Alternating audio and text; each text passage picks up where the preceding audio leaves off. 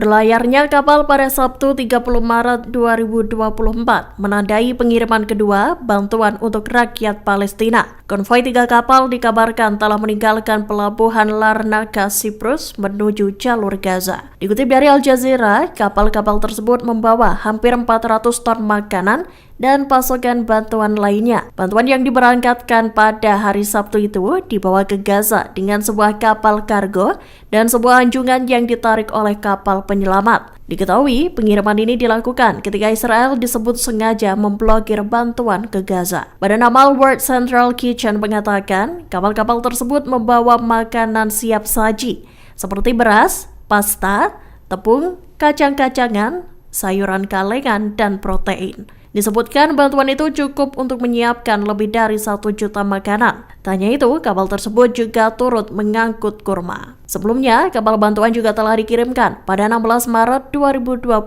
lalu. Kapal tersebut mengangkut 200 ton bantuan makanan untuk warga Gaza yang terkepung. Selama misi itu, sebuah dermaga darurat dibangun dari reruntuhan bangunan untuk memungkinkan bongkar muat di daerah kantong yang tak memiliki fasilitas pelabuhan. Juru bicara Tentara Pendudukan Israel Avichai Edrei mengklarifikasi bahwa Angkatan Udara negaranya tak menargetkan kendaraan apapun milik pasukan UNIFIL di daerah Hormuz, Lebanon Selatan. Pernyataan ini bertolak belakang dengan laporan yang mengatakan bahwa serangan Israel menargetkan sebuah mobil yang membawa pengamat UNIFIL. Diketahui insiden itu terjadi di luar kota perbatasan Hormuz di Lebanon Selatan pada Sabtu 30 Maret 2024. Dikutip dari Tribun News, menurut laporan dari Al-Mayadin, serangan itu dilakukan oleh pesawat tanpa awak milik Israel. Disebutkan target serangan menyasar satu di antara konvoi kendaraan pasukan penjaga perdamaian PBB UNIFIL.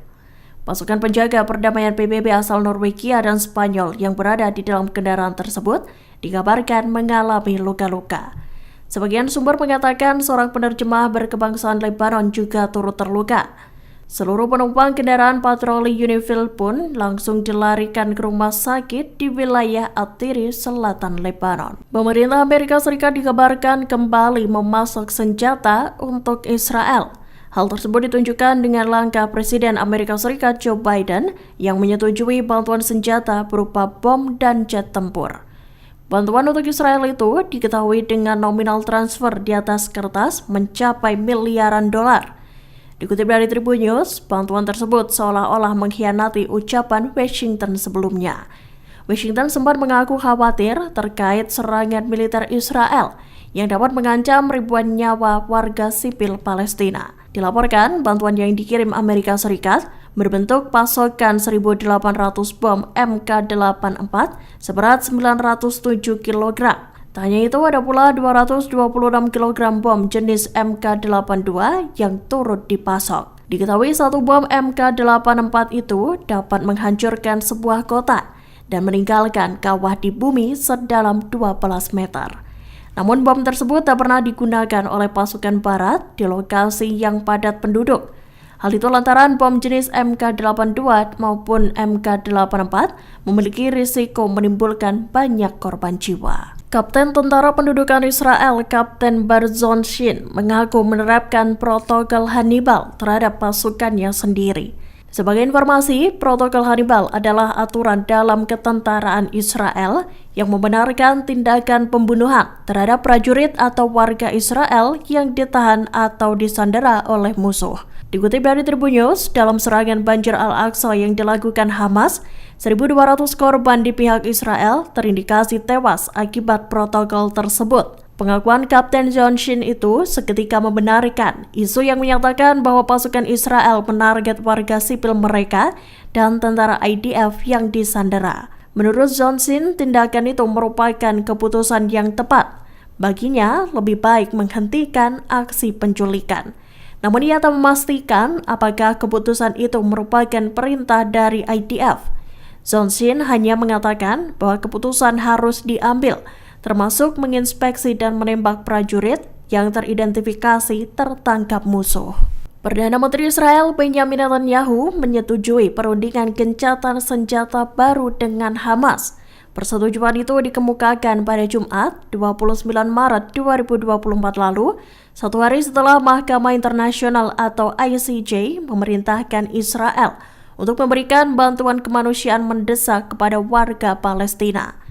Dikutip dari VOA Indonesia, pernyataan Netanyahu mencerminkan langkah tambahan dalam upaya untuk mencapai kesepakatan dengan Hamas. Kesepakatan tersebut akan menghentikan serangan pasukan Zionis di Gaza dengan imbalan pembebasan sandera Israel. Seperti diketahui, Amerika Serikat, Qatar, dan Mesir telah berusaha menengahi gencatan senjata dan pembebasan sandera. Hal itu dilakukan sejak gencatan senjata pertama pada November 2023 lalu. Sebelumnya, Hamas mengusulkan gencatan senjata bertahap, yang mana mereka bakal membebaskan semua sandera sebagai imbalan atas berakhirnya perang dan penarikan seluruh pasukan Israel dari Gaza. Selain itu, pembukaan perbatasan untuk masuknya bantuan dan rekonstruksi, serta pembebasan ratusan tahanan. Namun usulan Hamas itu sempat disebut Netanyahu sebagai persyaratan yang penuh khayalan.